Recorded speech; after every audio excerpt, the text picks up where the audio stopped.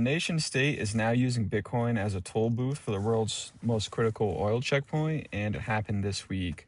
Iran, under military pressure, hit by some of the most severe financial sanctions in history, just turned the Strait of Hormuz into a crypto payment gateway, and the implications go way beyond oil. Let's break down exactly what happened, how it works, and why this might be one of the most significant real-world uses of Bitcoin we've ever seen.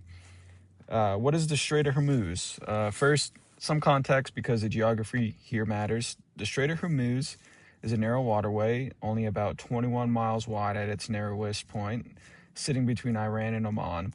It connects the Persian Gulf to the open ocean, and roughly that little bottleneck flows roughly to 20% of the entire world's oil and liquefied natural gas supply every day under normal conditions.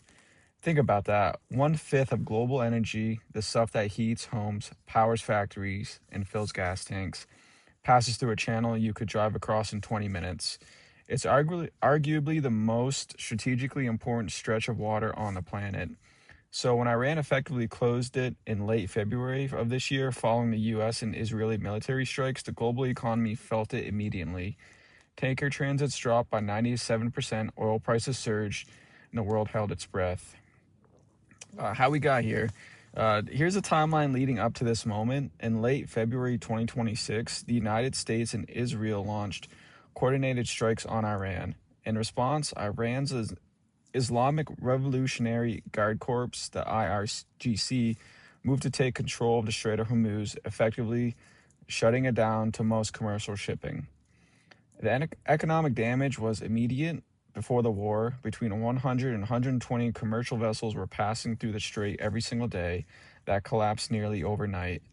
Then on March 30th, Iran's parliament passed something called the Strait of Hormuz Management Plan, officially codifying a toll system that the IRGC had already been quietly running since mid-March.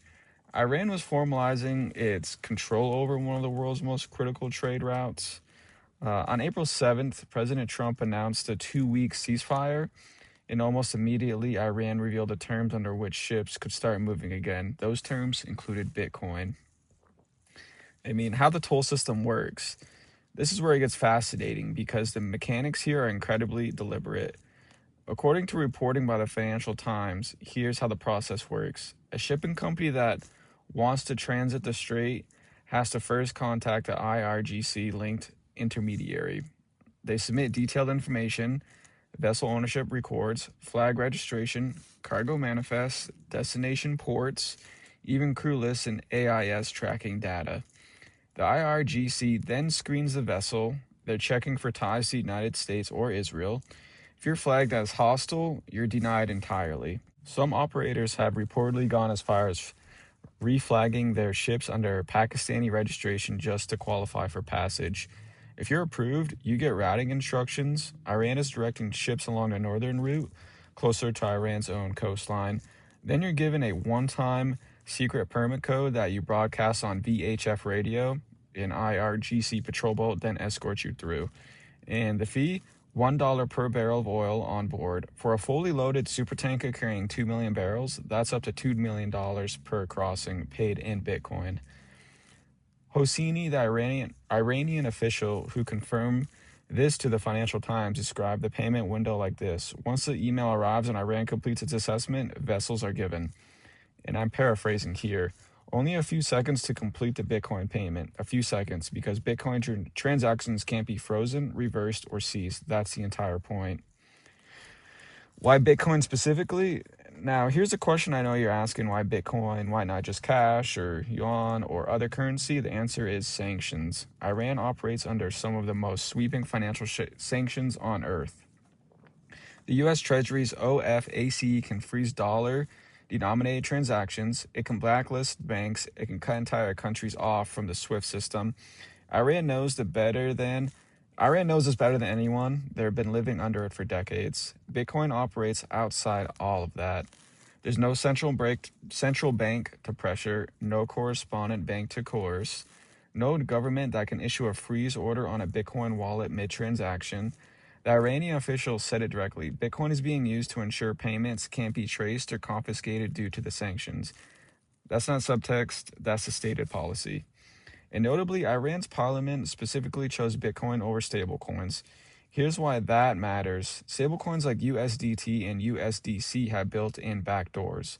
The companies that issue them, Tether and Circle, can freeze wallets and reverse transaction if pressured by US authorities. Bitcoin has no such backdoor. No one can freeze it, no one can reverse it. That's a feature, not a bug, at least from Iran's perspective. And pretty much the scale of this, let's talk numbers because the potential revenue here is staggering. At $1 per barrel pre-war traffic levels, analysts estimate this toll system could generate up to $20 million per day from oil tankers alone. If liquefied natural gas vessels are included in estimates, run up as high as $600 to $800 million per month. Annually, some projections put Iran's potential earnings between $70 and $80 billion. To put this in perspective, Iran's entire GDP is around $400 billion. This toll system at full capacity could represent a significant fraction of that, collected in Bitcoin outside the reach of U.S. sanctions. The bigger picture, kind of what this means for Bitcoin, this is the part that I think a lot of people are going to miss. For years, Bitcoin's critics said it was too volatile, too slow, too niche to ever be used for serious international trade. And for years, Bitcoin